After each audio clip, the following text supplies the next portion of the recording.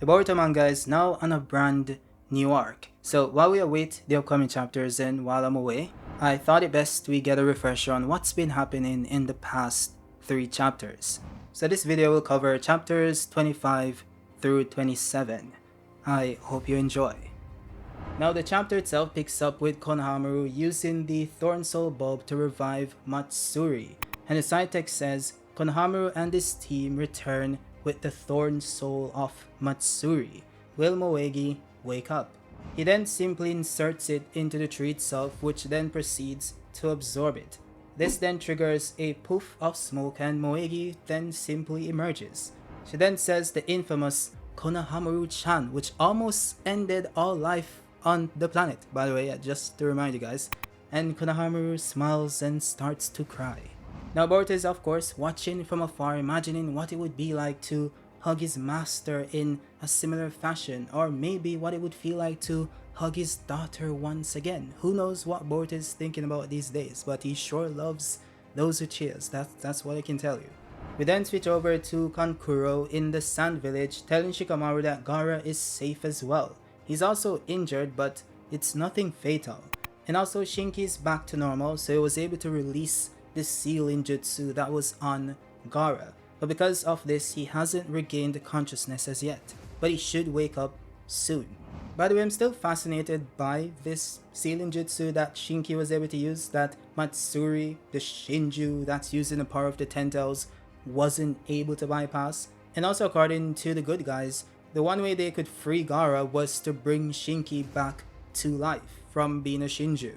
So what you're pretty much saying is that this sealing jutsu is so busted that there simply isn't a person on this planet that can bypass it with physical might, which typically is the case for any sealing jutsu that isn't sending you to a different time space. So it could be the case that maybe the time aspect of it still remains in effect on the body, even if you remove the person from within the confines of the iron sand.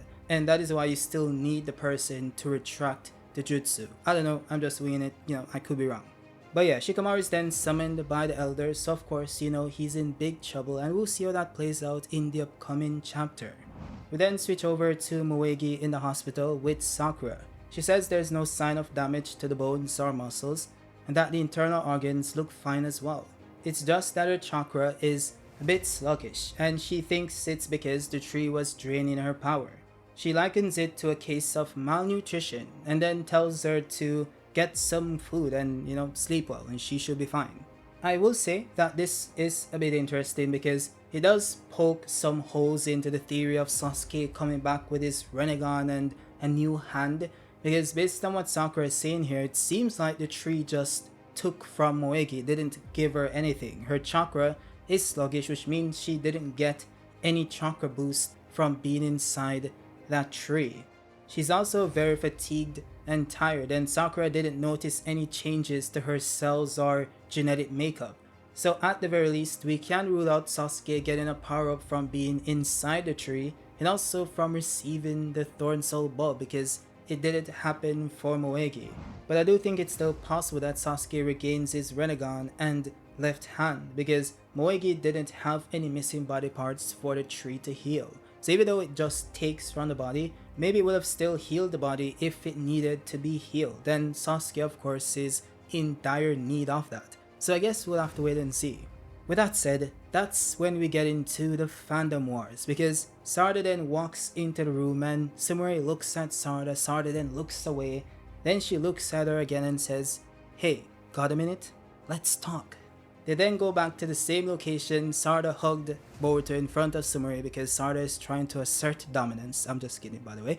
But yeah, they go back to this location and they begin to discuss the Boruto situation. So Sumire is like, "Hey, good work on your mission." And Sarada says, that's what I do, that's just me. She then calls Sumire by her name for the very first time, which of course shocks Sumire, and proceeds to ask her if it's okay to call her that. And this is of course referencing what happened in chapter 16 when Sumire asked her how long is she going to be class rep. Sarada also apologizes and says, she was kind of insensitive about a lot of things, and back then she was just shocked and couldn't even find the words to say. Everything you said to me was just so true. I was being cowardly about your feelings and about my own lack of ability. I kept turning my eyes away from the reality right in front of me. She then proceeds to reference a question Sumire asked her over 200 years ago, which is that if she cares about Boruto. Which, if I remember correctly, the question was if she cares if other girls are interested in Boruto, and Sumire said that she did care. But I could be wrong, I guess I'll just put up the panel. But yeah, Sarada goes on to say that was her honest feeling at that time anyway. Even though, there's literally this panel, but anyway. She then says that she never even thought about it and never thought about Boruto like that, which of course is in a romantic manner. But at some point, I realized that I was spending more and more time thinking about him. He's always dealing with some kind of problem, so it seems really tough for him, right? As a teammate in the same squad, I can't help but worry about him. After a while, I started to not really understand my own feelings. I wondered if I was just caring about him as a teammate or if it was something more. And the fact that my thoughts were drifting that way made me feel like I was really a bad person. I wonder, is it really okay for someone like me to aim to become Hokage? Then she starts to remember Yodo, that character that died that no one remembers. But yeah, she remembers her saying, "You've completely misunderstood. You're probably unconsciously deceiving yourself." And she starts to ponder. She puts it together. She then says, "But I've already stopped doing that kind of thing." She then smiles and says, "I like Boruto too." And of course, we have Ada watching and using the Senringan, and she's all, gushing over it because she loves this drama. But Sumire isn't shocked. Everyone saw this from a mile away, from, the 400 centuries ago. It was very obvious. And Sarada goes on to say that the desire to be of help to him is what makes her stronger. And she even feels like she could become Hokage. She's come to feel that way. She then has the audacity to ask Sumire if they're even, and Sumire says, "Thanks for being honest and talking to me. Now that it's come to this, I'm not holding back anymore. So, the two girls are gonna throw down for Boruto." Or at least that's what Ikimoto wants you to think. Because we then get this panel of the two girls running off into the sunset, holding hands, and we have the title, "To Those Girls." And I said this in the spoiler, and it's a joke, but hey, maybe it happens. Maybe this ends like Korra and Asami in Avatar, and the fandoms will be in uproar, and that'll be the best day on Twitter, for me at least, because it'll be very fun to watch. Now then skip over to Himawari in the Uzumaki residence, and she's simply training with Kurama in the mindscape. Though she seems to be struggling a lot, and Kurama is very angry about it. He tells her that she just doesn't get it. "Listen, use your leg strength and try to jump. It's all chakra. Everything is possible through chakra control." Himawari then says that she gets that much because, she is a ninja too. And Kurama says, "No, you don't understand anything. You don't understand anything at all. After all, you're not just an ordinary ninja. On the contrary, you're someone who carries a tail beast inside you. What you are is what they call a Jinchuriki. And even though you're human, you're more like someone close to me or Jura. Listen, this isn't about what you are. The point is about the combat techniques you should use. This is nothing more than a lesson in that. So throw away common sense. Think of yourself as the embodiment of chakra itself. Everything starts from there." Now Himawari then says, even if you say that, none of it sinks in, and Kurama then sighs and says, "I'm tired, that's enough for today." Himawari then starts to shout Kurama's name in the real dimension, and we see that Boruto is outside the window watching all of this happening, and he starts to smile. He then closed his eyes, or eye for that matter, and everything fades to black. When he opens it, he's in a different dimension, sitting on what appears to be a destroyed divine tree.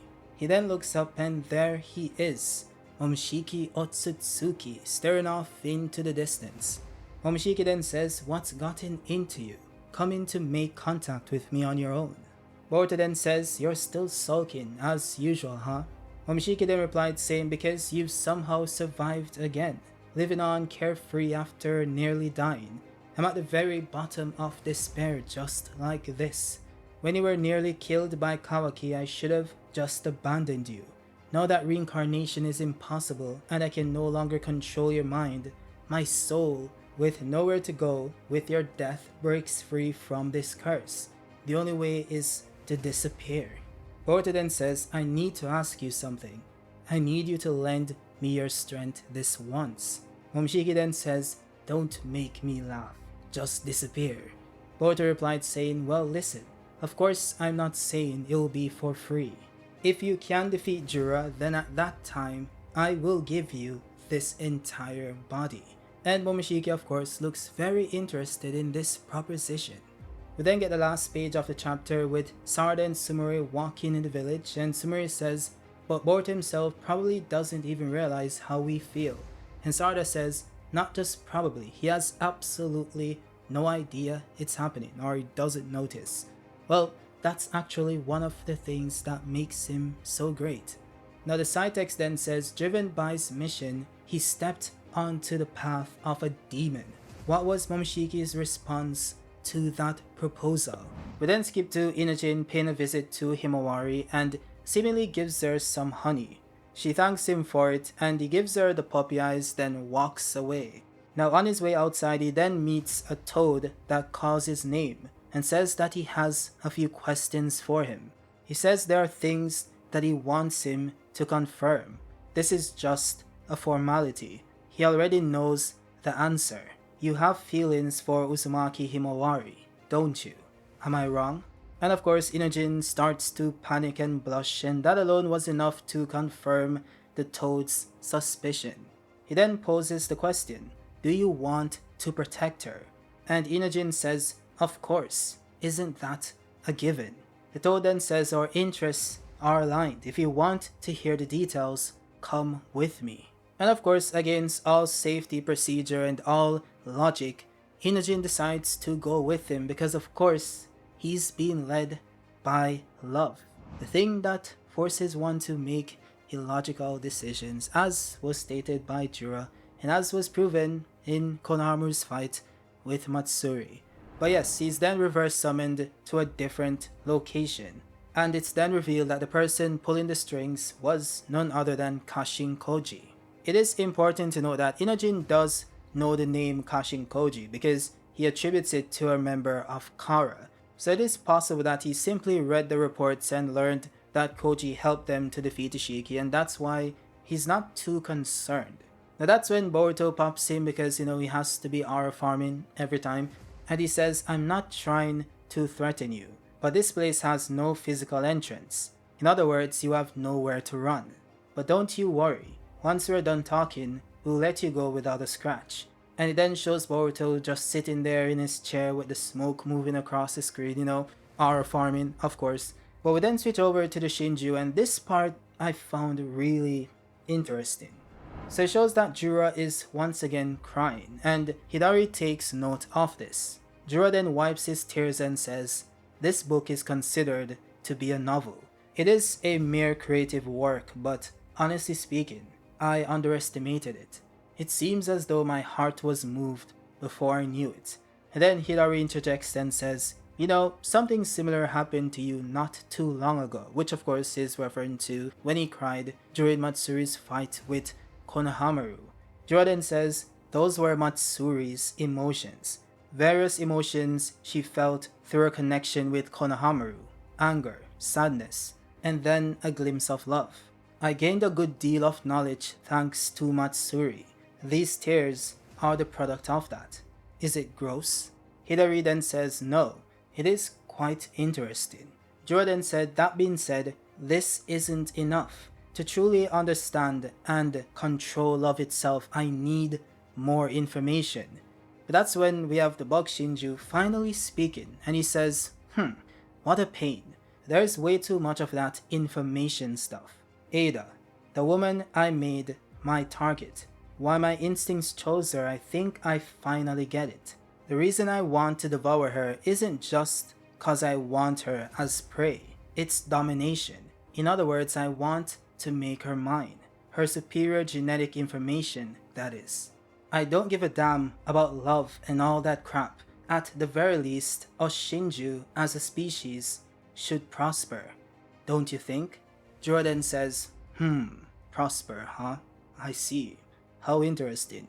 Perhaps that is part of the process to understand love. Now, the reason why I found this very interesting is because it confirms why the bug Shinju is after Ada, and it's kinda different from the others. Whereas with Matsuri it was a kind of romantic love, that isn't the case here. In fact, he outright says that he doesn't care about love itself, so he's being driven by something else. And I think using domination itself makes perfect sense, because we have to remember that the bug Shinju or Mamushi was created using Bug himself, the human, and that guy was, in a sense, dominated by Ada. She was able to override his free will, which in a sense meant that he kinda belonged to her. And that is what Mamushi is trying to accomplish with Ada. He wants her to belong to him. So in some sense, it's like a case of the abused becoming the abuser. You could even call it revenge. But of course, I could be wrong, but we'll see. With that said, we then switch over to Shikamaru heading towards his meeting with the elders. He's then contacted by Koji using Inojin's mind transmission jutsu. He tells him that the worst possible outcome is that he loses his position as the Hokage, and it's important that he keeps it by any means necessary. He'll give him as much advice as he can, but the end result rests on him. Proceed with caution. Shikamaru then opened the door and is shocked to see the person second only to the daimyo himself in attendance. The elder then said, following your own judgment, you enacted a plan of your own accord. This time it's about the mission to the sand. The official then says that we saw it with our own two eyes. The daimyo questions whether or not your sense of responsibility as the leader of the village is adequate. The very necessity of the shinobi village's survival has been brought up on the agenda quite frequently as of late. Depending on how things go, we won't be able to resolve this with just a mere budget cut. Now Shikamaru then counters or fires back and says, as you already know, currently the village, or rather the land of fire, is under attack by the threat of the Shinju. Unfortunately, they are not an opponent we're able to get through to with mere conversation. You have to call up Naruto, of course, but he isn't here, sadly. But yes, while trying to handle them, I was able to obtain some information. The details of this mission and my selection of personnel were all based on this information. Now, of course, the elders are somewhat curious. They're like, what kind of information is this? Well, of course, Shikamaru does refuse to divulge, and that pisses them off. He then says that this is for everyone's safety. Its authenticity is rather unreliable, but that being said, this time I chose to rely on my instincts and judge that acting on this information was for the best. I was prepared to take full responsibility in the off chance that something went wrong. The other then chipped in and said, putting aside the topic of the contents of this information, the biggest problem we have is where it transpired. I highly doubt that this is the case, but your informant doesn't happen to be that traitor Boruto, correct? I've heard that he knows about the Shinju's way of life and habits. There's the rumor that he's connected with shady dealings and whispers that confirm those rumors to be highly plausible. Perhaps he were being fed that information in order to enact a secret plan to cause the downfall of Konoha from the inside, so that Boruto can escape and enact his revenge on the village. Now, by the way, Konohamaru is also present in this entire fiasco, so he kinda jumps in saying that that's not how it went. And Shikamaru tried to stop him from doing that, but Koji told him to let him speak. He then goes on to tell them that Boruto saved his life and yada yada yada, which of course they're not gonna care about, and they kinda start to suspect Konohamaru himself.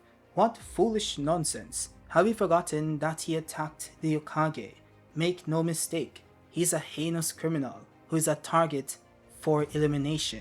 Now the official then chipped in and said, I will admit, the mission this time managed to be a success. But that being said, the central figure of our village being a mole working for a criminal is a different story. In alignment with the safety of the land of fire, I cannot help but say that this is a large problem that directly interferes with the prestige of Konoha. He then tells Sai to take Konohamaru away or to take him into custody, and that he'll interrogate him personally.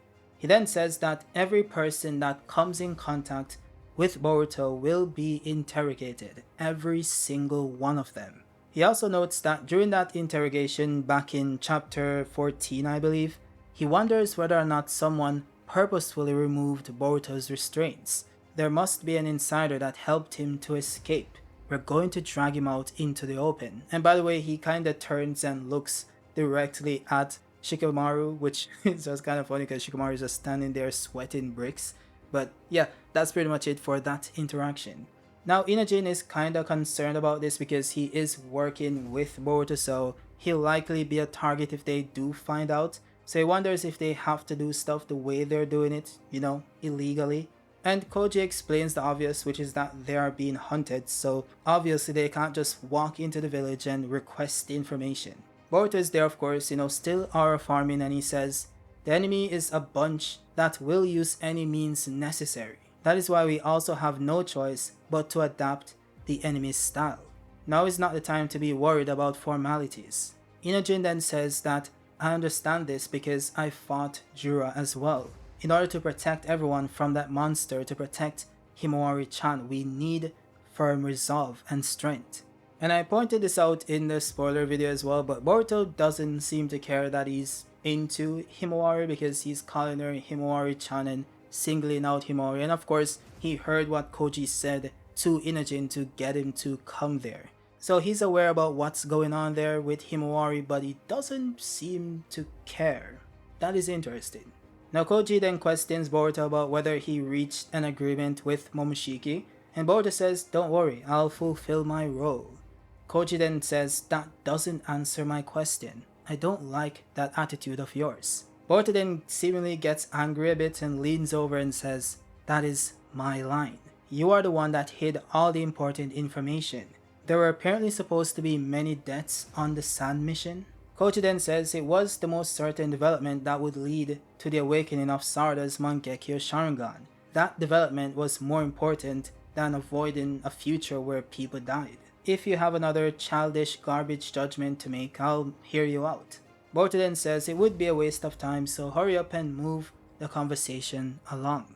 Koji then reaches out to Shikamaru and tells him that as soon as something happens, he needs to tell him. In order to have the advantage in the next fight, Shikamaru needs to be the Hokage.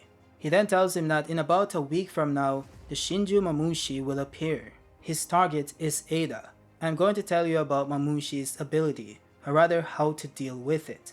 Now then switch over to a convo between Ada, Sarada, and Sumire, and she's pretty much asking them when they're planning on confessing their love to Boruto. And Sarada says that she doesn't think Boruto has any time to worry about stuff like that right now, and she's scared about saying something weird and making things awkward.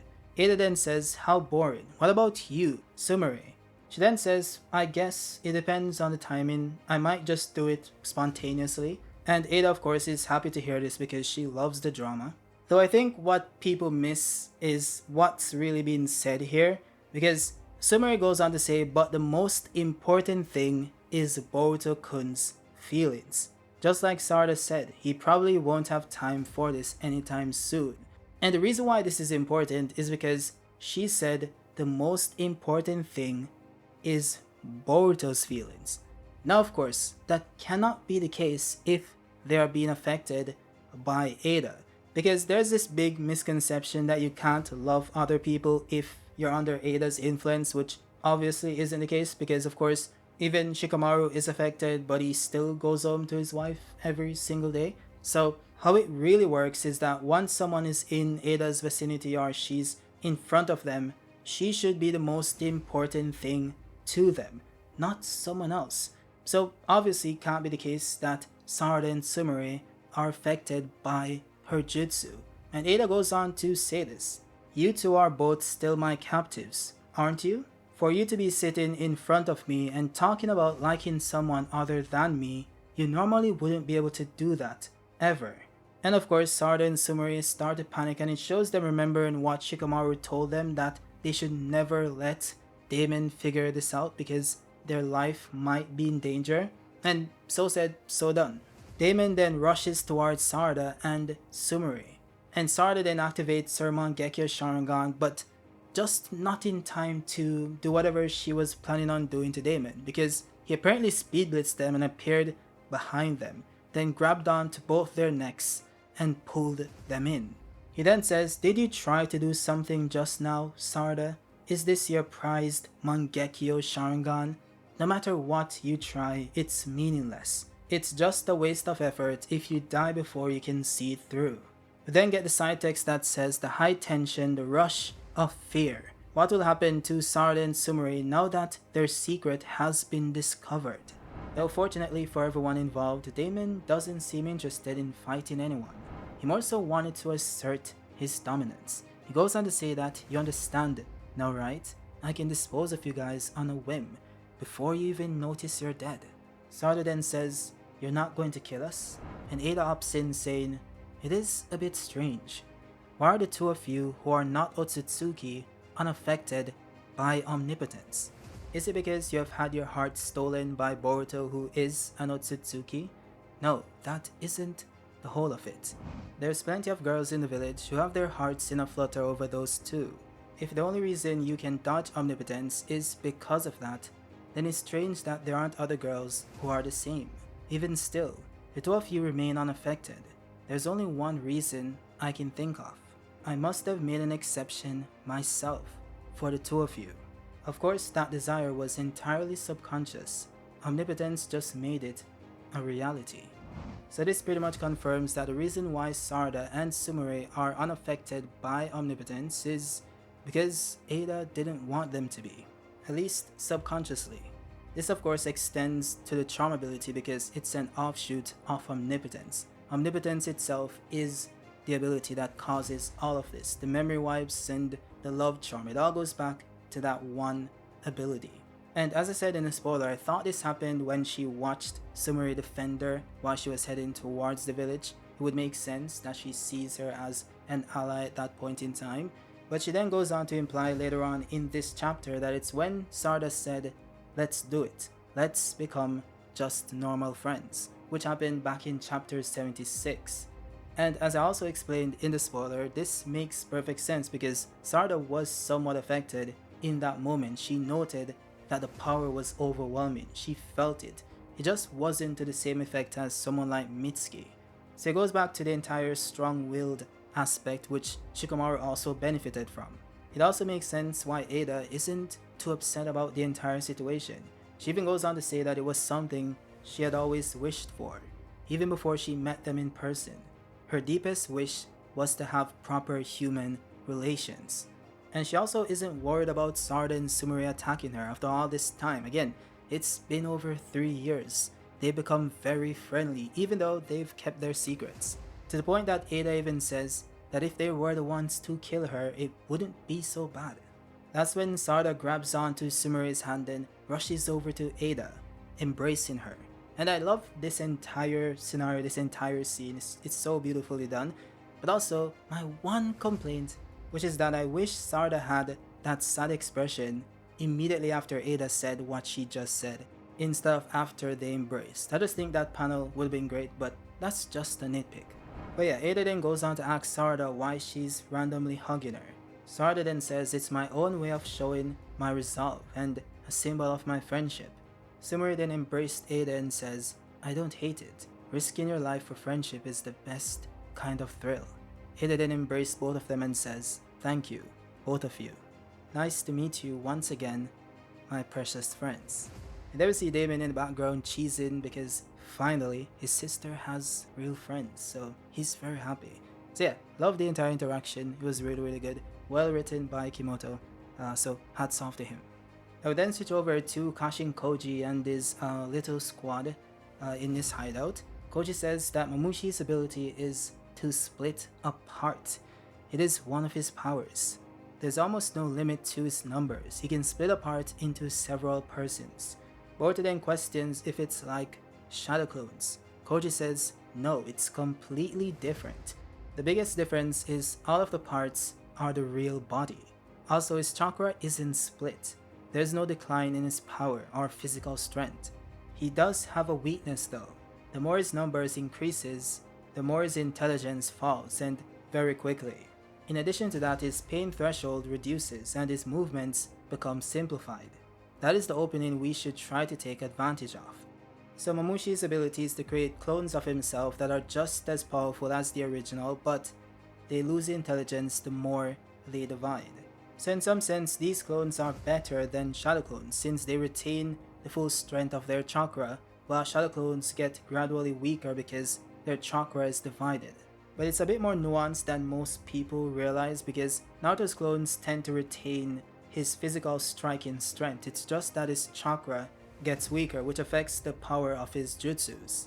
And his clones also aren't very durable unless he chooses to make them that way, which is somewhat similar to the pain threshold of these Shinju clones, whereas in Naruto's case he can choose to increase the pain threshold if he really wants to, while Momoshiki doesn't have that option.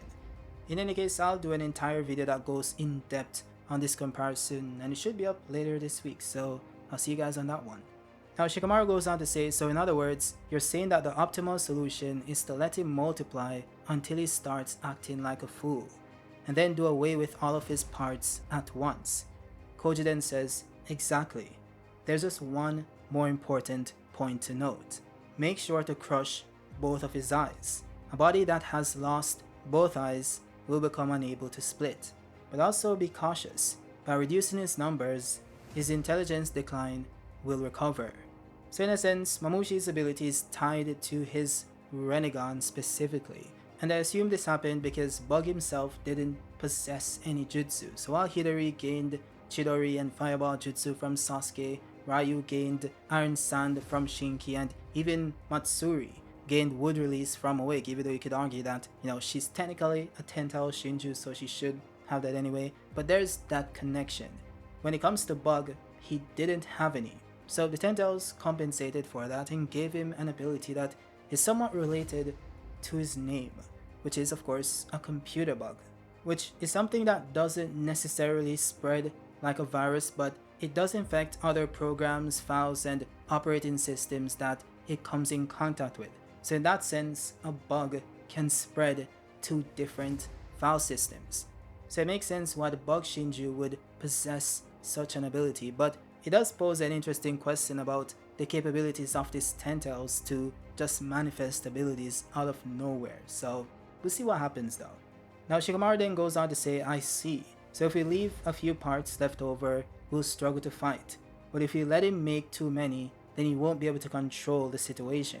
Koji then tells them to aim for about 20 to 30 clones. He'll become easier to handle. It'll be like fighting an animal. Then he can round them all up and take care of them with one blow.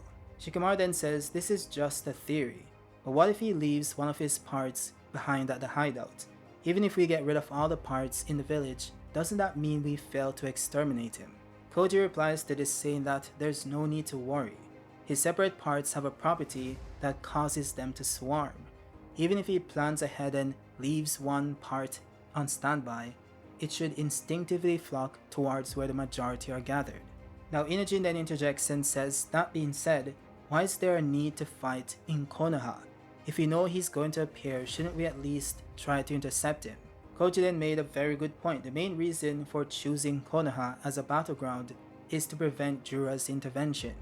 Jura's goal is Boruto and Himawari. If they move, Jura will move. But if the battlefield is Konoha, he won't appear. Inojin then asked him why. He then goes on to say for some reason, it seems as though he's taken a liking to Konoha. He makes frequent visits to the bookstore and the sweet shop. He's sighted there sometimes.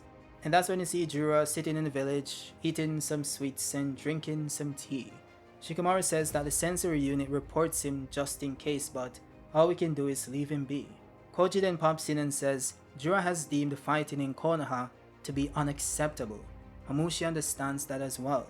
It's best to not incur the wrath of one's superior. He'll be careful not to cause unwarranted destruction to the village. Boruto then questions him about if this remains true even if he becomes an idiot. Because of course, if his intelligence is falling, does he have the sense to not cross Jura? Koji then says it's an instinct. No matter how low his intelligence drops, his fear of Jura will never disappear. At the same time, neither will his goal of devouring Ada. That is why the ideal option is challenging Momoshiki to a solo fight in the village.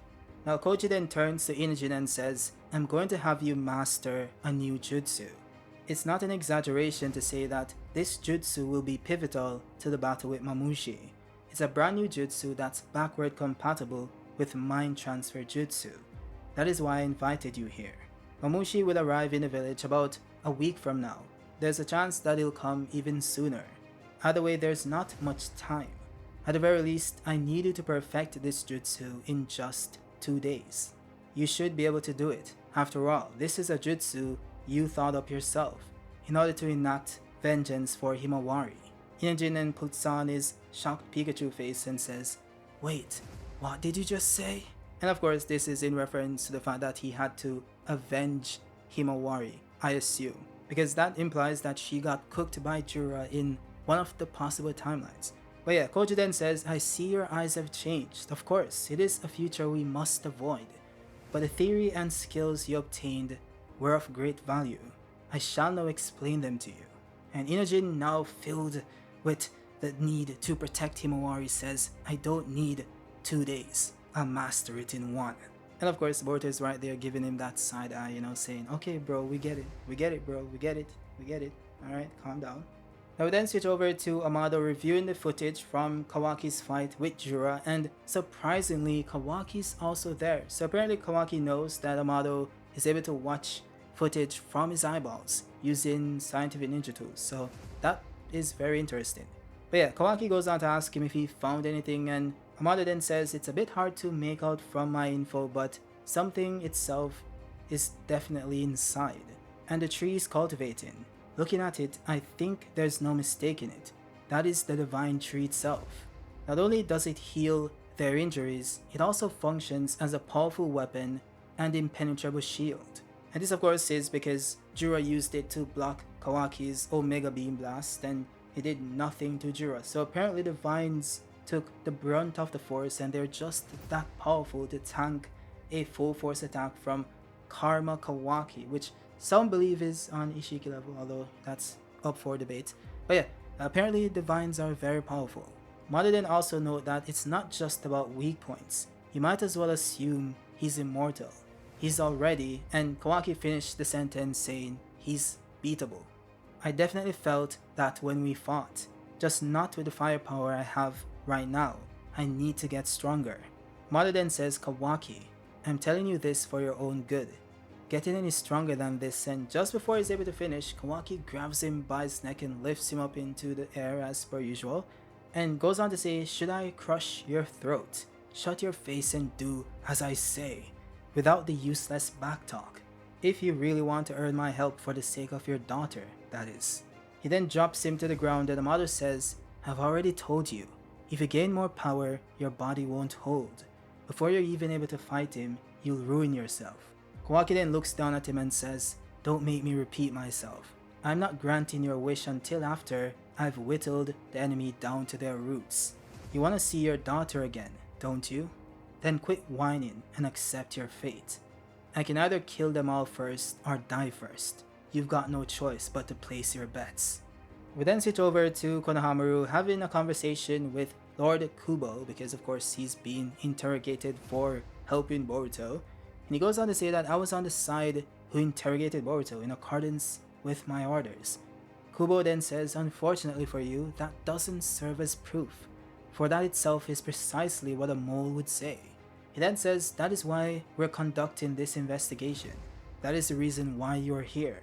Konohamaru then stupidly goes on to say, at the very least, at the time of the interrogation, I resented Boruto. But, to be honest, right now, I feel that there's some sort of inconsistency with his public image as a traitor.